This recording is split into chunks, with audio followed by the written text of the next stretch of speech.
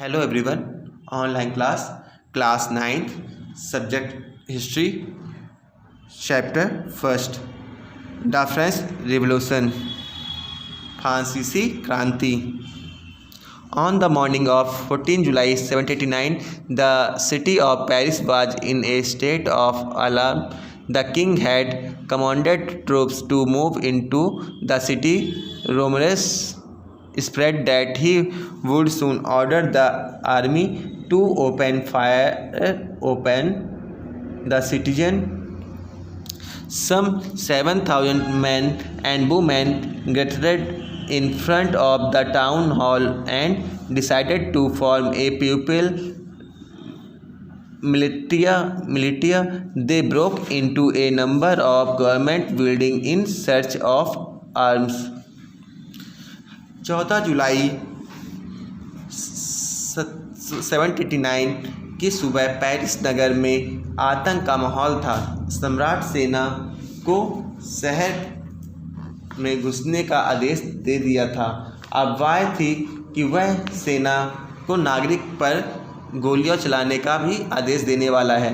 लगभग 7,000 मर्द और औरतें टाउन हॉल के सामने एकत्र हुए और उन्होंने एक जनसेना का गठन करने का निर्णय लिया. हथियारों की खोज में वह बहुत से सरकारी भवनों में जबरन प्रवेश कर गए. Finally, a group of several hundred people marched toward the eastern part of the city and stormed the fortress positions the Bastille, where they hoped to find hoarded ammunition in the armed fight that followed. The commander of the Bastille was killed and the prisoners released. Thought there were only 7 of them, yet the Bastille was hated by all because it stood for the despotic power of the king. The fortress was demolished and its stone fragments were sold in the market to all those who wished to keep a souvenir of its destruction. अंततः सैकड़ों लोगों का एक समूह Paris नगर के पूर्व भाग की ओर चल पड़ा और बस्तिल किले की जेल को तोड़ डाला, जहां भारी मात्रा में गोला बारूद मिलने की संभावना थी. हथियारों और कब्जे की इस सशस्त्र लड़ाई में बस्तिल का कमांडर मारा गया और कैदी छुड़ा लिए गए. यद्यपि उनकी संख्या केवल 7 थी, सम्राट के निरंकुश शक्तियों का प्रतीक होने के कारण बस्तिल किला लोगों की घृणा का केंद्र था. इसलिए किले को ढहा दिया गया और उसके अवशेष बाजार में उन लोगों को बेच दिए गए जो इस ध्वस्त को बतौर स्मृति चिन्ह सजोना चाहते थे. The day that followed saw more rioting both in Paris and the countryside. Most people were protesting against the high price of bread. Much later, when historians looked back upon this time, they say it as the beginning of a chain of events that ultimately led to the executions of the king in France. Thought most people at the time did not anticipate this outcome. How and why did it happen? इस घटना के बाद कई दिनों तक Paris तथा देश के देहाती क्षेत्रों में कई और संघर्ष हुए. अधिकांश जनता पावरोटी की महंगी कीमतों का विरोध कर रही थी. बाद में इस दौर का सहावलोकन करते हुए इतिहासकारों ने इसे एक लंबे घटनाक्रम की ऐसी शुरुआत कड़ियों के रूप में देखा जिनकी परिणति फ्रांस के सम्राट को फांसी दिए जाने की में हुई। हालांकि उस समय अधिकांश लोगों को ऐसे नतीजे की उम्मीद नहीं थी। ऐसा क्यों और कैसे हुआ? French society during the late 18th century, 18वीं सदी के उत्तरार्ध में फ्रांसीसी समाज। In 1774 Louis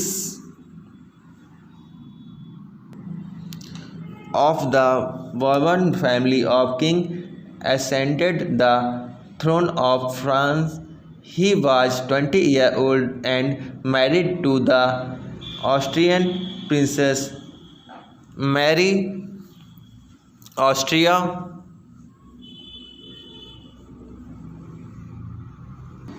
Princess Mary Antoinette.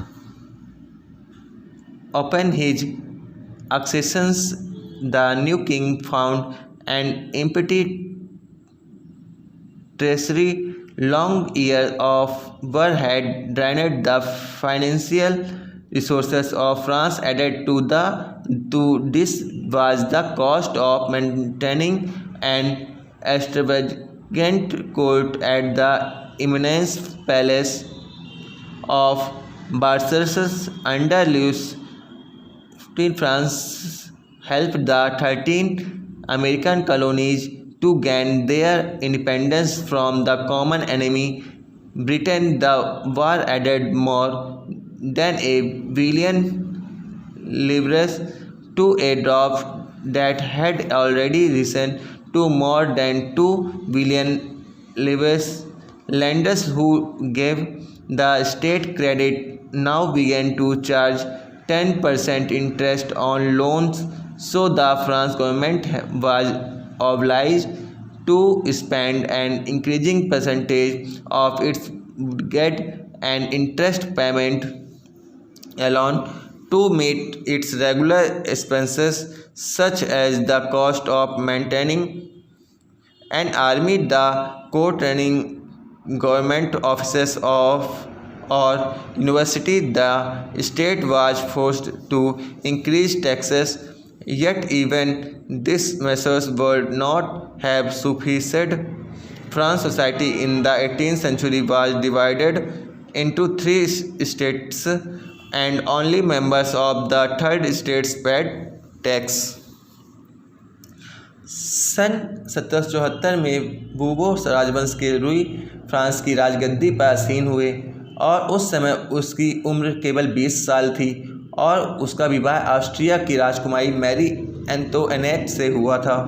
राज्यारोहण के समय उसने राजकोष खाली पाया। लंबे समय तक चले युद्धों के कारण फ्रांस के वित्तीय संसाधन नष्ट हो चुके थे। वर्साय के विशाल महल और राज दरबार की शानो शौकत बनाए रखने की फिजूल खर्ची का बोझ अलग से था। लुई के शासनकाल में फ्रांस ने अमेरिका के 13वीं उपनिवेशों को साझा शत्रु ब्रिटेन से आज़ाद कराने की सहायता दी थी। इस युद्ध के चलते फ्रांस पर 10 अरब लिब्रे से भी अधिक का कर्ज और जुड़ गया था, जबकि उस पर पहले से ही 2 अरब लिब्रे का बोझ चढ़ा हुआ था। सरकार से कर्जदाता अब 10% ब्याज की मांग करने लगे थे। फलस्वरूप फ्रांसीसी सरकार अपने बजट का बहुत बड़ा हिस्सा दिनों दिन बढ़ते जा रहे कर्ज को चुकाने पर मजबूर थी। अपने नियमित खर्चों जैसे सेना के रखरखाव, राज दरबार, सरकारी कार्यालयों या विश्वविद्यालयों में चलाने के लिए फ्रांसीसी सरकार करों में वृद्धि के लिए बाध्य हो गई और यह कदम भी नाकाफी था। 18वीं सदी में फ्रांसीसी समाज 3 एस्टेट्स में बांटा था और केवल तीसरे एस्टेट के लोग जनसाधारण ही कर अदा करते थे। The society of states was part of the feudal system that dated back to the Middle Ages. The term old regime is usually used to describe the society and institutions of France before 1789. वर्गों में विभाजित फ्रांसीसी समाज मध्यकालीन सामंती व्यवस्था का अंग था। प्राचीन राजतंत्र पद का प्रयोग सामान्यतः सन 1789 से पहले के फ्रांसीसी समाज एवं समस्याओं के लिए होता है। Figure 2 show how the system of status in France society was organized. Peasants made up about 90% of the population. However, only a small number of them honored the land they cultivated. About 60% of the new was honored by nobles and the church and other richer members of the third estate. The member of the first two estate, that is the clergy and the nobility, enjoyed certain privileges by birth. The most important of these was exemption from paying taxes to the state. The nobles further enjoyed feudal privileges.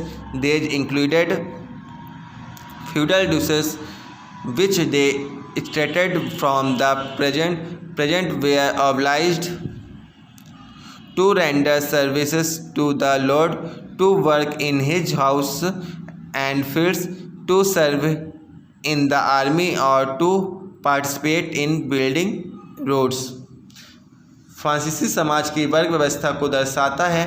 पूरे आबादी में लगभग 90% किसान थे, लेकिन ज़मीन के मालिक किसानों की संख्या बहुत कम थी। लगभग 7% ज़मीन पर कुलीनों, चर्च और तीसरे एस्टेट्स के अमीरों का अधिकार था। प्रथम दो एस्टेट्स कुलीन वर्ग एवं पादरी वर्ग के लोगों को कुछ विशेषाधिकारों जन्मना प्राप्त थे।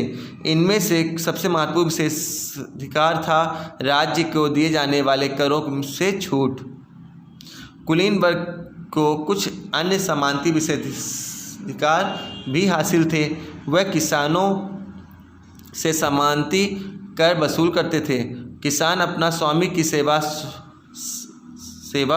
स्वामी के घर एवं खेतों का काम करना, सैन्य सेवाओं देना अथवा सड़कों के निर्माण में सहयोग आदि करने के लिए बाध्य थे। The church too stated its share to taxes called tites from the peasants, and finally all members of the third status had to pay taxes to the state. These included a direct tax called title and a number of indirect taxes which were levied on articles of everyday consumption like salt or tobacco. The burden of financing activities of the state through taxes was borne by the third estate alone. Church भी किसानों से करों का एक हिस्सा tried धार्मिक कर के रूप में वसूलता था। ऊपर से तीसरे एस्टेट के तमाम लोगों को सरकार को तो कर चुकाना ही था। इन करों में टाइल, प्रत्यक्ष कर और अनेक अप्रत्यक्ष कर शामिल थे। अप्रत्यक्ष कर नमक और तंबाकू जैसी रोजाना उपभोग की वस्तुओं पर लगाया जाता था। इस प्रकार राज्य के वृत्ति कामकाज का सारा बोझ करों के माध्यम से जनता वहन करती थी। द स्ट्रगल टू सर्वाइव, जीने का संघर्ष। The population of France rose from about 23 million in 1715 to 28 million in 1789. This led to a rapid increase in the demand for food. Grain production of grains could not keep pace with the demand, so the price of bread, which was the staple diet of the majority, rose rapidly. Most workers were employed as laborers in workshops. Wage owners fixed their wages, but wages did not keep pace with the rise in prices, so the gap between the poor and the rich widened. Things become worse whenever drought or nail reduced the harvest. This led to a subsistence crisis, something that occurred frequently in France during the Old Regime. जीने का संघर्ष। France की जनसंख्या सन 1715 में 2.3 करोड़ थी, जो सन 1789 में बढ़कर 2.8 करोड़ हो गई। परिणामतः अनाज उत्पादन की तुलना में उसकी मांग काफ़ी तेज़ी से बढ़ी। अधिकांश लोगों के मुख्य खाद्य पाव रोटी की कीमत में तेज़ी से वृद्धि हुई। अधिकतर कामगार कारखानों में मजदूरी करते थे और उनकी मजदूरी मालिक तय करते थे, लेकिन मजदूरी महंगाई की दर से नहीं बढ़ रही थी। फलस्वरूप अमीर गरीब की खाई चौड़ी होती गई। स्थितियों तब और बदतर हो जाती थी जब सूखे या ओले के प्रकोप से पैदावार गिर जाती थी। इससे रोजी रोटी का संकट पैदा हो जाता था। ऐसे जीविका संकट प्राचीन राजतंत्र के दौरान फ्रांस में काफ़ी आम थे। A growing middle class and and in to privileges. उभरते मध्य वर्ग ने विशेषाधिकारों की अंत की कल्पना की। In the past, present and workers had participated in revolts against increasing taxes and food scarcity, but they lacked the means and programs to carry out full-scale measures that would bring about a change in the social and economic order. This was left to those groups within the third estates who had become prosperous and had access to education and new ideals. पहले भी कर बढ़ाने एवं अकाल के समय किसान और कामगार विद्रोह कर चुके हैं, परंतु उनके पास सामाजिक एवं आर्थिक व्यवस्था में बुनियादी बदलाव लाने के लिए साधन एवं कार्यक्रम नहीं थे। यह जिम्मेदारी तीसरे स्टेट के उन समूहों ने उठाई जो समृद्ध और शिक्षित होकर नए विचारों के लिए संपर्क में आ चुके थे। The 18th century witnessed the emergence of social group termed the middle class, who earned their wealth thought and spending overcrest trade and from the manufactures of goods such as woolen and silk textiles that were either exported or brought by the richer member of society. In addition to merchant and manufacturers, the third status included professions such as lawyer or administrative official. All these were educated and believed that no group in society should be privileged by birth. Rather, a person's social positions must depend on his merit.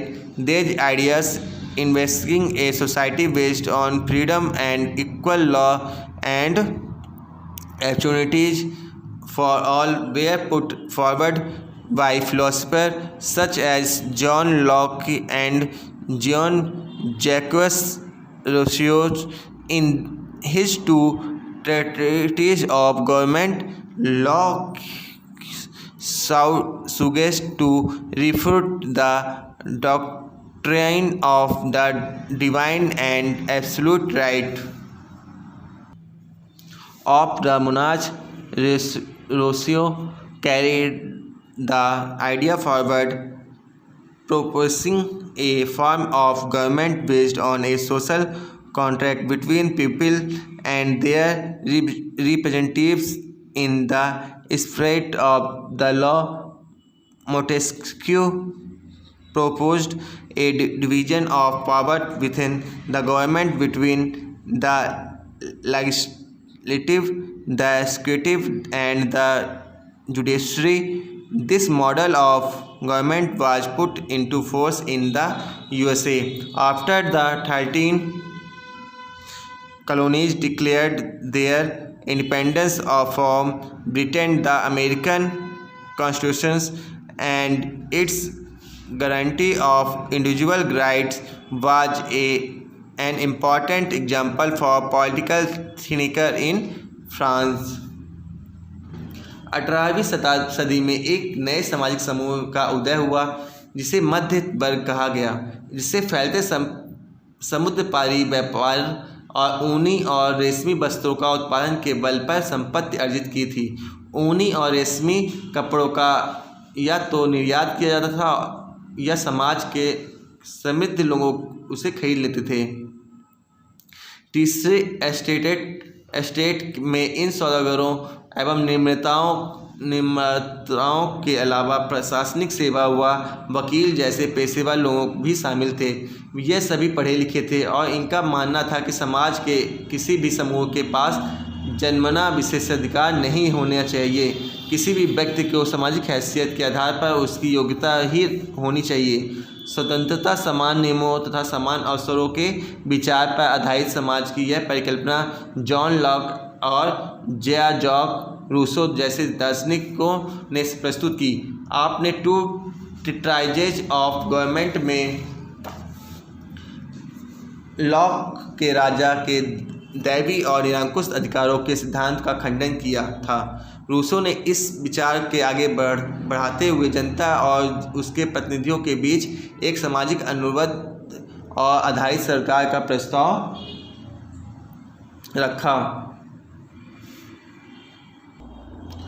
Montesquieu ने the spirit of the laws नामक रचना में सरकार के अंदर विधायिका, कार्यपालिका और न्यायपालिका के बीच सत्ता विभाजन का बात कही।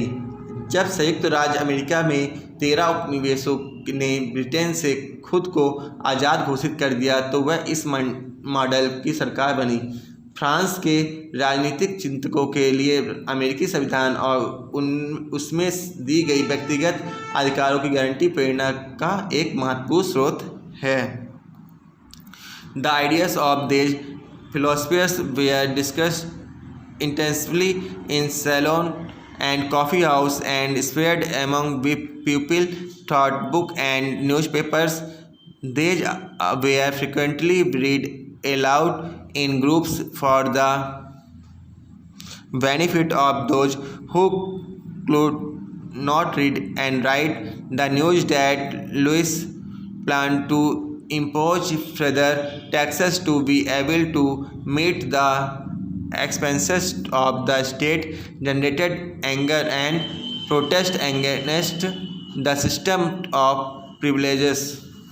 दार्शनिकों के इन विचारों पर काफ़ी हाउस व सैलानों के गोष्ठियों में गर्मागर्म बहस हुआ करती और पुस्तकों और अखबारों के माध्यम से इनका व्यापक प्रचार प्रसार हुआ। पुस्तकों एवं अखबार के लोगों के बीच जोर से पढ़ा जाता था ताकि अनपढ़ भी उन्हें समझ सके। इस समय लुई द्वारा राज्य के खर्चों के पूरा करने के लिए फिर से कर लगाए जाने की खबर से विशेषाधिकार वाली व्यवस्था के विरुद्ध गुस्सा भड़क उठा। Thank you.